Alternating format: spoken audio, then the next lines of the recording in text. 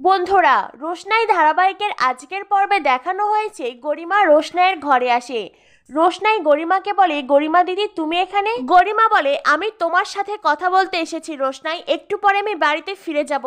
আর বাড়িতে ফিরে যাওয়ার আগে আমি তোমার সাথে যাবতীয় কথা শেষ করতে চাই, যাতে করে আর কখনো তোমার সাথে আমার কোনো কথা বলতে না হয়। রোশনাই বলে, তোমার কি কথা আছে আমাকে বলো, আমি সব কথা শুনতে রাজি আছি। গরিমা বলে, তুমি তো রাজি থাকবেই, তোমাকে তো উত্তর দিতেই হবে। আজ তুমি যা করেছো তারপরে তোমাকে সব প্রশ্নের উত্তর দিতে হবে। রোশনাই বলে, বলো গরিমা দিদি কি বলতে চাও? গরিমা বলে, আজ তুমি আমার সারাটা দিন নষ্ট করেছো, এই বাড়ির প্রত্যেকের সারাটা দিন নষ্ট করেছো। কেন করলে এমন? তুমি আরণ্যকের সাথে কোথায় গিয়েছিলে? রোশনাই বলে, গরিমা দিদি আমি তোমাকে কখনো মিথ্যে কথা বলিনি, আর স্যারজিও কখনো তোমাকে মিথ্যে কথা বলেনি। আমরা সত্যি রেস্টুরেন্টে গিয়েছিলাম, আর তারপরে ঝড় বৃষ্টিতে আমরা আটকেও পড়ে গিয়েছিলাম। গাড়িতে জল ঢুকে গিয়েছিল, তাই গাড়িটা নষ্ট হয়ে গিয়েছিল, এর বেশি আর কিচ্ছু হয়নি। গরিমা বলে, তোমার কি মনে হয় রোশনাই, আমি তোমার এই কথাগুলোকে বিশ্বাস করছি? রোশনাই বলে, গরিমা দিদি বিশ্বাস করা না করা সেটা তোমার ব্যাপার, আমি তোমাকে শুধু সত্যি কথাগুলোই বললাম। গরিমা রোশনাইকে বলে, তোমার ঠিক কত টাকা চাই রোশনাই? রোশনাই বলে, টাকা কেন গরিমা দিদি? গরিমা বলে, না না তুমি বলো, আমাদের জীবন থেকে চলে যেতে তুমি ঠিক কত টাকা চাও? রোশনাই, একটা কথা শুনে রেখো, আমি চাইলে এই বিয়েটা ভেঙে দিতে পারতাম, কিন্তু তোমার মতন একজন থার্ড ক্লাস মেয়ের জন্য আমি কিছুতেই আরণ্যকের সাথে সম্পর্ক শেষ করতে চাই না।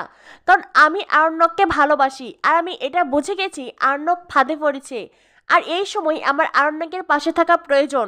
তুমি বলো, তুমি আরণ্যকের ঘাট থেকে নামতে ঠিক কত টাকা চাও?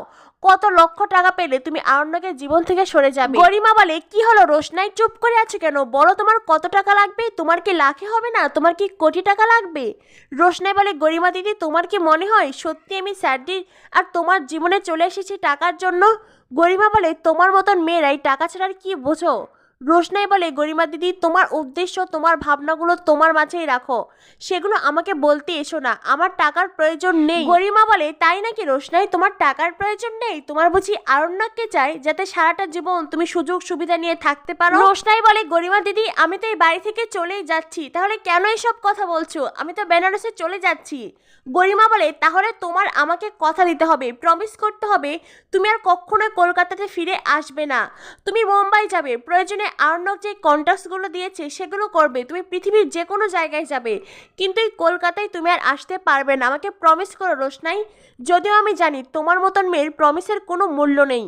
রোশনাই বলে, গরিমা দিদি আমি স্বাধীন দেশের স্বাধীন মানুষ, আমি এই দেশের যে কোনো জায়গায় যেতে পারি, তাই আমি তোমাকে কিছুতেই প্রমিস করব না যে আমি আর কলকাতাতে আসবো না। গরিমা বলে, তার মানে এত জায়গা রেখে তুমি সেই কলকাতাতেই আসবে, তাই তো?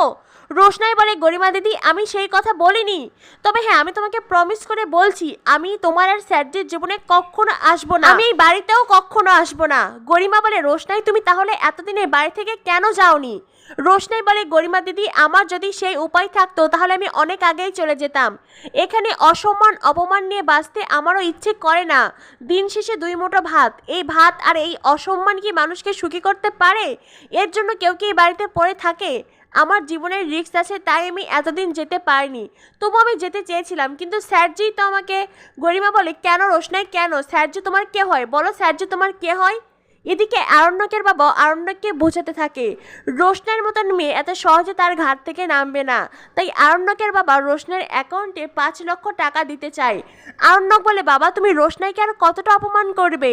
জাহ্নবী বলে, আরণ্যক তোমার কি একবারও মনে হয় না তুমি গরিমার সাথে অন্যায় করছো? আরণ্যক বলে, না আমার তেমনটা কখনো মনে হয় না। আরণ্যকের মা আরণ্যককে বলে, আচ্ছা একটা কথা বলো তো, গরিমা যদি এমন কাজ করতো তুমি কি মানতে পারতে? তুমি কি ওকে ভুল বুঝতে না? আরণ্যক বলে, হ্যাঁ আমি হয়তো ওকে ভুল বুঝতাম যদি না গরিমা আমাকে সবকিছু ক্লিয়ার করে বলতো, কিন্তু আমি গরিমাকে সবকিছু খুলে বলেছি, আর এরপরও যদি গরিমায় বিয়েটা করতে না চাই তাহলে আমার করার কিছুই নেই।